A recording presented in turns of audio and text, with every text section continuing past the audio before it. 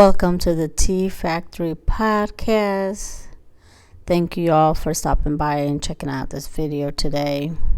I wanted to continue my review of the Real Housewives of Atlanta season 16, and this is for episode 4. Episode 4 was called The Vault, and this is going to be my commentary for that episode. All commentary are in my opinion and for entertainment purposes. And so let's get into it. So episode 4 opens up with with Britt and Angela meeting up at the park. And they were talking about their family issues. So Angela was saying that, she's having some problems with her mom and her sisters and how they're treating her family, and then how Charles Oakley used to have a good relationship with her mom, but now they're kind of like having a rough patch and they're not getting along anymore like they used to. And then Brittany starts talking about her family issues as well, and her sisters. They used to be close, and after their father died, they're not as close as they used to be, and so they're having problems as well. And then of course they start talking about the girls on the show. So Angela brings up her little issue with Shamia, and then Britt of course brings up Kenya. She always has to bring Kenya into the conversation. I really don't know what Britt's obsession with Kenya is, but she clearly has an obsession with Kenya because she always brings Kenya into the conversation. And then she always goes back to when they first met, when Kenya asked her about the ring. I don't feel like Kenya was trying to be shady. She was just trying to get an understanding. Okay, is this your first marriage? Are you married now? You was married before? I mean, it was just a conversation. I don't think she was trying to shade her or be petty, because we all know Kenya can be real petty and shady, but at that moment she wasn't. But Britt took it as shade, and ever since then she's had this hard on for Kenya. I'm sorry, lack of a better word. So she always has Kenya's name in her mouth. So that was that scene. Then the next scene, we have Shamia sitting in her backyard, and again,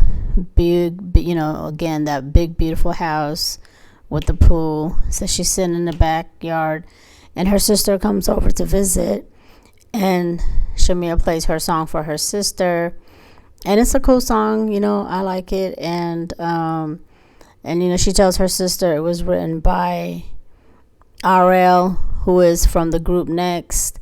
So he wrote the song for her, and it's a nice little song. And then Shamia tells her sister that Angela has invited everyone for dinner, and it's supposed to be this really nice dinner. And she was saying that she wants to make up with Angela, perhaps give her an olive branch, because she doesn't like the fact that her and Angela are not talking, and they're on this not in a good space right now. So she tells her sister that she plans to meet up with Angela and make up. And so her sister says, yeah, I agree, I think you guys should make up. And Shamia tells her sister that she feels that Angela should not have invited her to the dinner party. I guess because she feels bad, because she was saying that she made fun of Angela's physical appearance, when she made fun of her nose, calling her Michael Jackson, LaToya Jackson. And so she was just pretty much saying that she feels bad that she got into it with Angela and she made fun of her appearance. And so she said that she is going to give her a olive branch, and apologize for her actions. And so, and then, um, like, I guess the neighbors were cutting the grass or mowing the lawn, and it was like noisy, and you couldn't really hear what Shamia and her sister were saying. But I mean, you could, but it was just noisy. So Shamia comments that, see, that's why we want to buy the next door house. They want to buy the house next door, for things like that, because it was just noisy. So that was that scene. Oh, and before I go to the next scene, I forgot.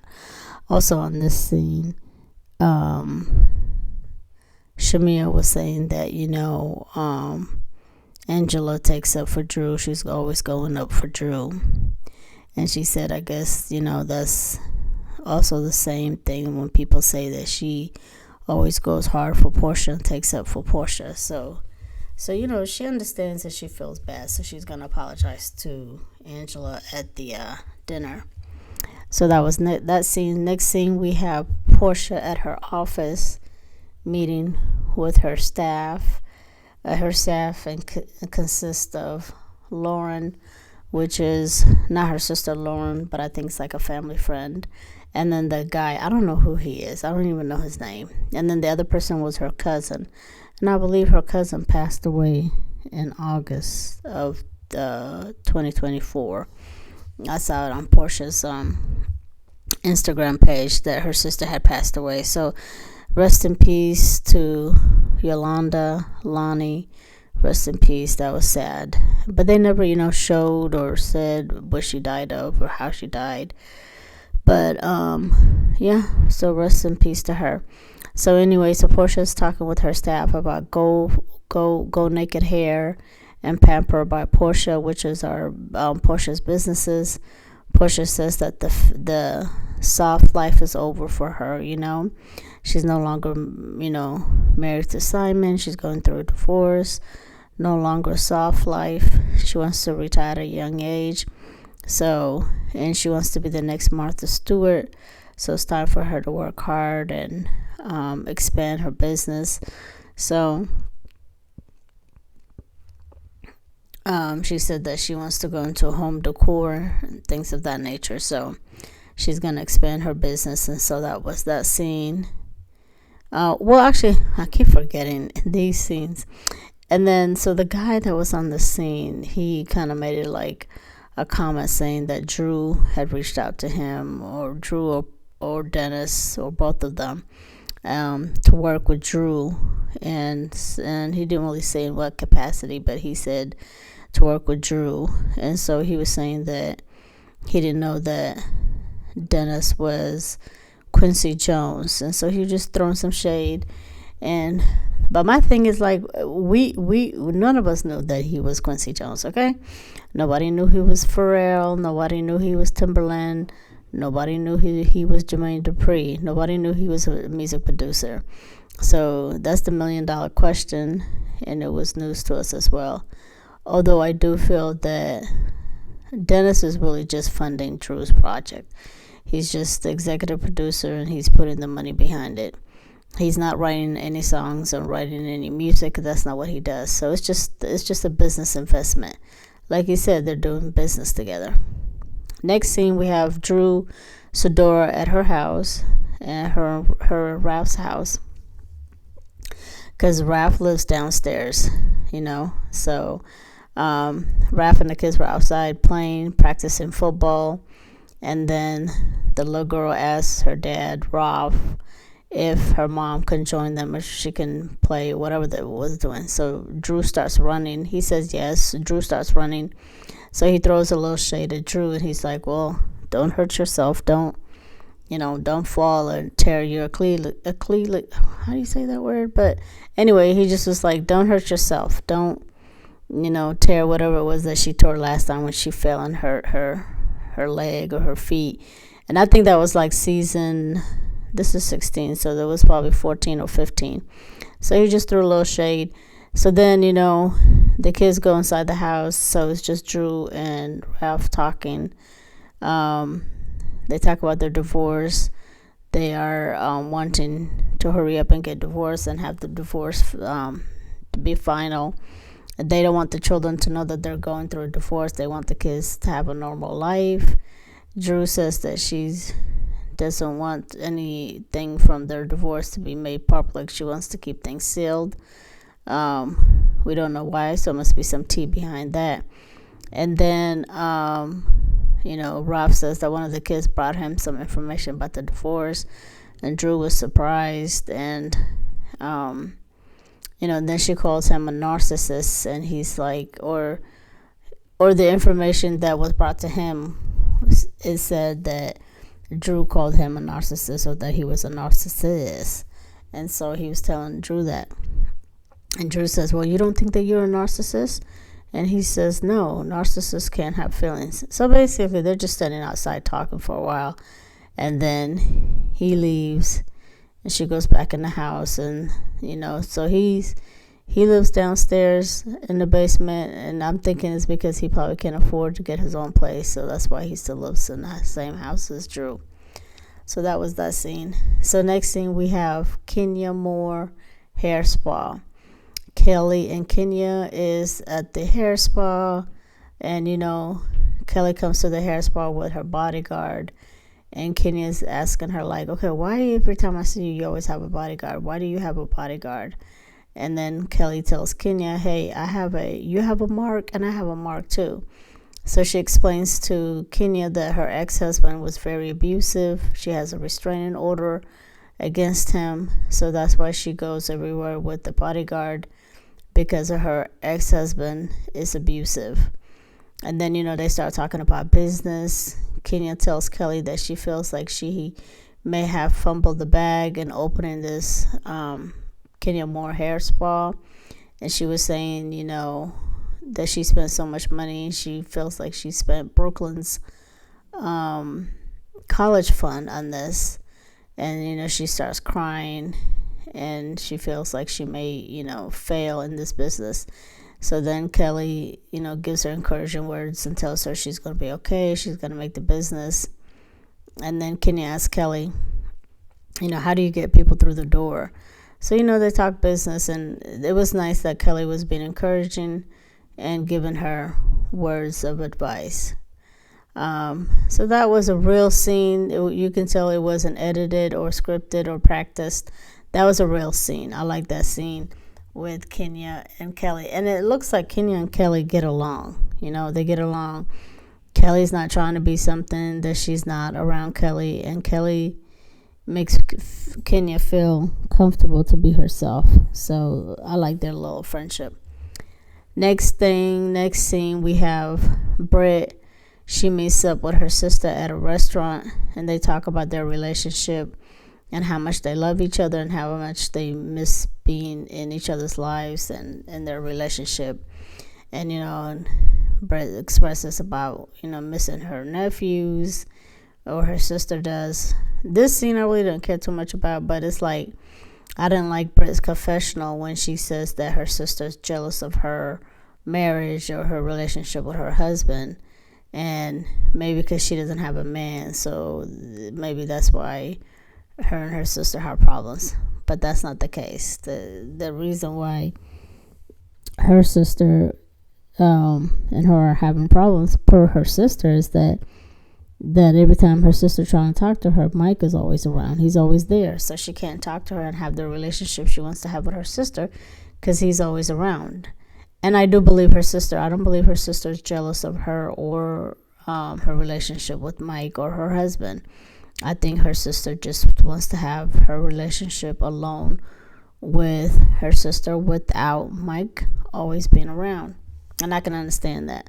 So next scene, we have Drew pulling up to the studio, and Dennis is there already with the producers, and they were filming together. So when I saw this, I was like, oh Lord, what is Portia gonna say? What is she gonna do? Because Drew and Dennis are filming together, and you can tell that Dennis is the executive producer. Basically, he's just the money man. He's invested the money in this project. Obviously, he's nobody's music writer, He's no Quincy Jones. Like we said again, he's no Dallas Austin. So he's just a money man, you know. So then Drew starts telling Dennis that she doesn't want to get in trouble with Portia because there's always some drama in the group about Drew and Dennis working together. So Dennis says, you know, hey, you know, he's not worried about Portia, what she got to say, because, you know, while she was running all over the world with Simon, it wasn't thinking about him or Portia, or Drew, what they had going on, or the work that they were going to doing together, you know. So Dennis is like being shady, and he says, well, she was in Nigeria eating fufu. She wasn't thinking about what we had going on here in Atlanta. So, you know. So, but I wonder what Portia is going to say, what she's going to do when she finds out that they filmed together. And Portia, for some reason, I don't know why, but she's being very possessive of the show. Like, she doesn't own the show. She's not the owner of the show. So, and he's on there. I mean, I don't know what her problem is, but hopefully we'll find out later in the season. Now, I don't think that she wants Dennis. I don't think Portia wants Dennis. She's just being possessive and a little bit childish. But we shall see as time goes on. Next scene is Shamia at her house getting ready to go to Angela's dinner party. And she gets a phone call from Portia, who is already ready and is got her glam already done. And then they show Britt calling Kelly, and Kelly is still getting her glam done, and she was not ready. So basically they were just going back and forth showing the girls getting ready to go to the dinner party. And then they show Angela showing up to the venue, and she's setting up. You know, the place is already beautifully set in black excellence, black setting. So the first person to come is Britt. She shows up, and then it's Drew, and then it's Portia, and then it's Kelly with her bodyguard, and then Kenya comes wearing like a green dress. Now, okay, they're supposed to wear black. Everybody was supposed to wear black, but Kenya comes there with like a green turquoise dress, and she says she didn't know. She said she didn't read it. She said she didn't see it because everybody called her out. They're like, okay, why you don't have the right color dress on, ma'am. And then they start playing a game, and then Brett starts throwing shade at Kenya, of course. So Kenya goes around hugging everybody, and then Brett tells Kenya when Kenya hugged Britt tells Kenya, oh, that wasn't a hug, that was a pat. Okay, that was like strike one already, right? Here comes the drama. And then, I don't know if like the producers told Britt to come for Kenya, but she was really coming for Kenya on this episode. And then Shamia arrives late or last. She comes with an olive branch. Now, basically, this is what she did. She went to either Kroger, Walmart, or Publix.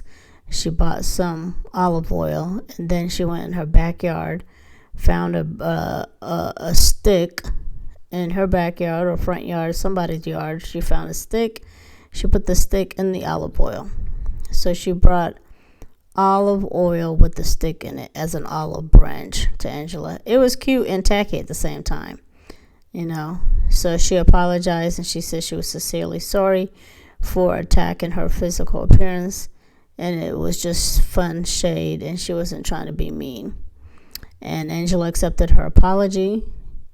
And then Kelly says that Drew did not spend any money at the fundraiser, and she didn't buy anything. Now, I will say this. I do believe Kelly in that regard, because Drew does seem like a cheapskate, and she does seem like she wouldn't be spending no money, and she probably found the cheapest thing and bought the cheapest thing. So if she did buy something, she probably bought the cheapest thing. And then if she didn't buy anything, she just didn't buy anything. So I believe Kelly, you know, that she may not have bought anything. Because I'm not trying to be like a Drew hater or sound like a Drew hater, but Drew gets on my last nerve. and I feel like she's fake and phony. So then they're playing this game, and Portia says that she heard something about Charles Oakley as they were playing this game, and Angela's looking at her like, girl, what did you hear about my husband? And Portia was, kind of like threw shade. She threw the rock and hit her hand, basically. That's exactly what she did. And she tried to act like she didn't know what Angela was talking about. And she was like, oh, no, I just heard something. But she didn't elaborate on it. And Angela, in her confessional, she didn't like it. She was upset. And she was like, now what the hell is this heifer talking about my husband for? And, called her the B word or whatever. And Angela was not having it. And you can tell that she was like, I'm going to get to the bottom of this, because she over here playing about my husband. So one thing you don't do is play about a black woman's husband, especially if she loves him. There's going to be some problems, And then, so they're asking questions. Brett asked Kenya something about, can you be nice to Brett, or do you have to be mean to Brett, or why you always be mean or shady to Brett? So that question was written and asked by Angela, but Brett read it. So Brett had to read it. So Kenya was like, I can be cordial and I can be nice to Brett. I don't have a problem being nice, And then I forgot what she said, but Brett said something else. And Kenya's like, look, I'm not going to argue with you. I'm not going to go back and forth with you. Obviously, you're looking for a moment. You're trying to find a moment, and I'm not going to give you the moment. And then she says, Kenya's like, I am the moment. And then Brett says something. Gosh, I forgot exactly what she said. But Kenya was like, okay, well, thank you for using one of my lines. You're using one of my greatest of all time hits. Kenya has a lot of hits, a lot of shade. So then, so Britt is getting upset. She's getting mad because Kenya's not giving her the time of day. Kenya's not like going toe to toe with her. Kenya's not fighting with her. So Britt is upset. Like, what's going on? Like, this is, it's almost like somebody put her up to it, or she did it on her own. Like, she really was trying to go toe to toe with Kenya, and Kenya was paying her dust like she paid her no mind, and she didn't like that. That really got to her. So then they're like, okay, so the dinner's over. By this time it was over. It was time to go because it had just went left. Britt was looking for a moment, and she was arguing with Kenya. So Kenya and Portia, they get up and they're leaving, and then Britt gets up and she's leaving too, and she's like, where's my husband? Where's my husband? So she's talking smack, talking mad crap about Kenya. And then, she calls Kenya the B word. And then she says, she has all kinds of things as far as defense. She has sticks, stones, rocks, and pow-pows. She's like, I have it all. I have it all. Anybody can get it. Anybody can get it. This bee can get it. She don't know who she's dealing with. She gonna learn how to respect me. She gonna learn how to respect me. I got everything. I got rocks. I got sticks. I got pow-pows. I got whips. I got chains. I got a pow-pow stick. A pow-pow. Like, she just talking crazy, So then everybody's outside. She's still talking crazy. And then Kenya gets in the car with Portia and they leave. So that was the end of that. So that was episode 4. Hopefully I didn't run through it fast, but that was episode 4. So we're going to see what happens on episode 5. Please take the time to subscribe to the channel. This is a new channel. So if you would take your time to subscribe to the channel, comment, and like, I would greatly appreciate it. See you on the next video, episode 5. Thank you for watching. Bye.